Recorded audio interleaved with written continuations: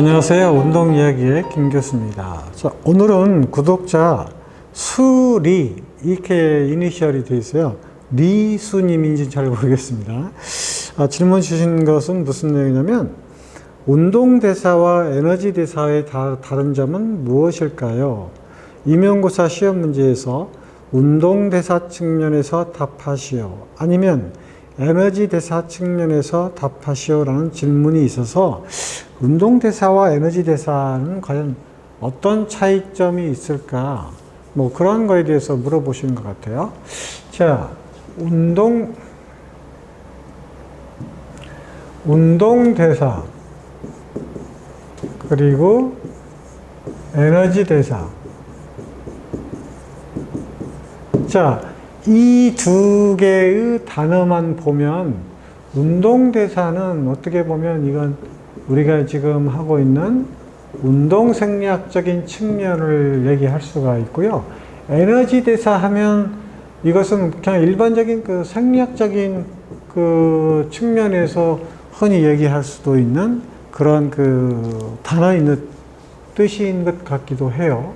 자, 그러면 일반적으로 일반 대사하고 운동 대사는 과연 어떤 차이점이 있을까? 이것부터 먼저 말씀을 해볼까요?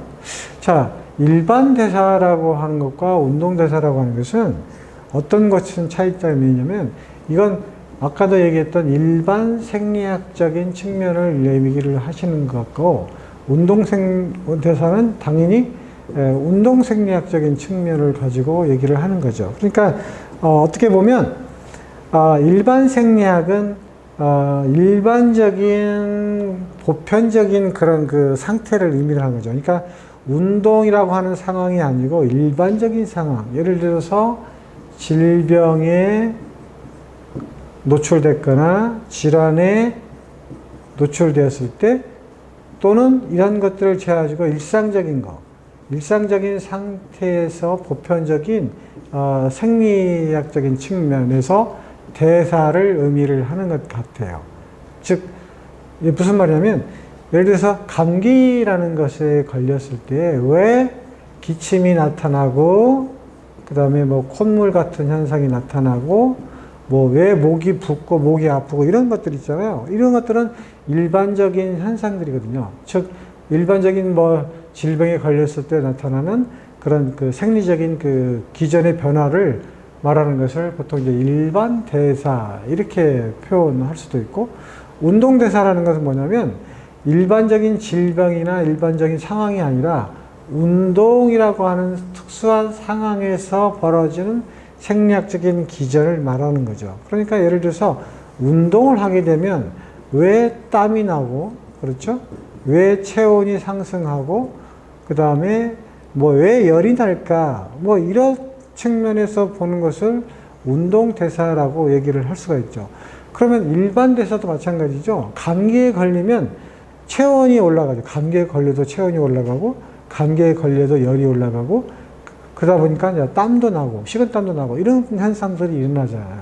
하지만 여기는 일반적인 상황에서 또는 질병이라고 하는 상황에서 일어나는 대사를 보통 일반 대사라고 얘기를 하는 거고, 운동 대사라고 하는 것은 운동이라고 하는 특수한 상황에서 일어나는 인체의 대사 변화를 얘기를 하는 거죠. 그러니까 예를 들어서 에너지 대사라고 하면, 일반적인 에너지 대사는 이런 측면에서 에너지의 사용과 에너지의 이용 뭐 이런 것들을 표현한 거고, 운동생리학적인 운동대사적인 측면에서 에너지 대사를 얘기하게 되면 운동이라고 하는 특수한 상황에서 뭐 탄수화물과 지방의 사용이라든가 탄수화물과 지방, 단백질의 이용이라든가 이런 측면에서 얘기를 하는 것이 보통 이제 운동대사다 이렇게 얘기를 하는 거거든요.